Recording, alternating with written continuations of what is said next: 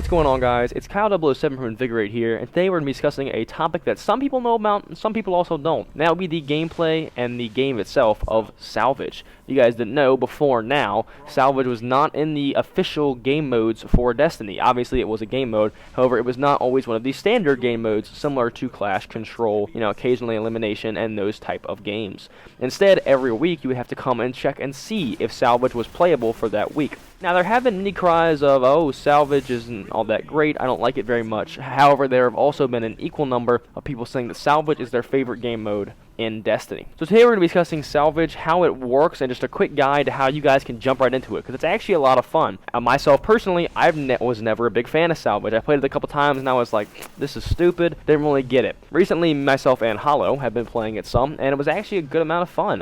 Generally, it's kind of like 3v3 skirmish, however, it's a lot more strategy-based. Not many people played it in year one, and that's why the people, in general, haven't known that much about it. However, some of the more competitive players have come to see that it's actually a really fun game mode and can be very competitive. So the simple way of how the game mode works is that a relic spawns up every now and then during the game, and you have to capture the relic and hold it for a certain amount of time. If you guys are Call of Duty players, this will sound fairly similar to Headquarters from Call of Duty. So the idea of a location spawning up, and you have to go capture it and then hold it for a certain amount of time. So you get points for capturing it, you get points for holding it for the entire time, and you also get points for defusing it if the other team captures it. So this adds a lot of mechanics into the game, as well as you also get points for the generic kills in the game. So one team can have the Salvage the relic for the entire time, but if you outslay them horribly, then it's still going to be a close game. However, they'll probably still win because the objective does reign supreme. So how does this affect year 2? Well, coming into year 2, Destiny is slowly shifting towards more and more of a competitive game. As you guys can kind of see, the meta of year 1, it wasn't all that great towards the end. A lot of thorns, a lot of shotguns, a lot of poison, not too fun of a time. However, as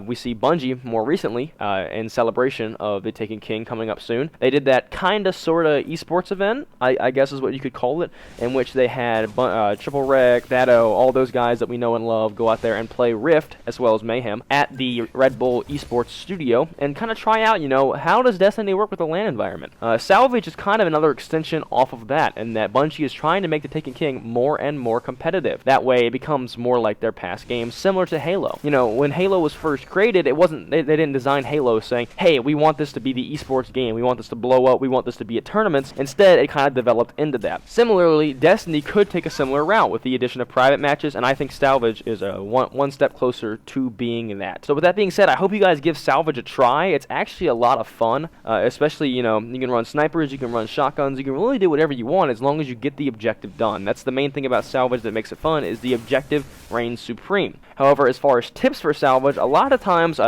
first off, you definitely always want to go in with a group of 3, because if you have a third guy that doesn't really know what you're doing, it's a very objective-based game mode, and it could turn out bad for you. Having a 3-person team enables you to be able to say, hey, let's push in now. Hey, let's break their hold, let's defuse the relic. Hey, let's break in. Hey, let's go ahead and capture it. That kind of thing. You can kind of take control of your team instead of just everybody run at it and see what happens. Generally, that leads to more of a lost playstyle. Another big crucial point about Salvage is that the defusing or the stopping of the other team capturing, I'm not sure what it's officially called. I think it might officially be called disabling. So the disabling of the relic can actually bring you more points than the capture of the relic. So sometimes if the other team is capturing the relic and you say, we're not there, we're not in a good spot to stop them right now and try to capture it ourselves, you can actually just let them capture it and then push in for a quick time, take them out, and go ahead and continue with your game, and that'll put you in the lead as long as you continue to slay very well. So I hope you guys enjoyed this video. That's a couple little quick tips, kind of an explanation of how Salvage works